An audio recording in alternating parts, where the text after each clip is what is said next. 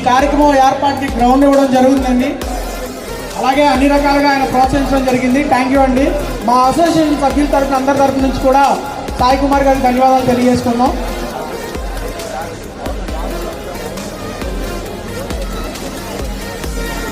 ఈ కార్యక్రమానికి విచ్చేసి తమ విలువైన సమయం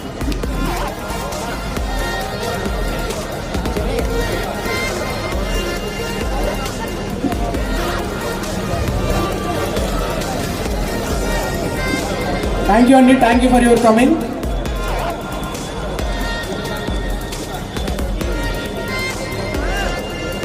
ప్రిన్సిపల్ గారిని కూడా పార్టిసిపేట్ చేయాల్సిందిగా కోరుకుంటున్నాం.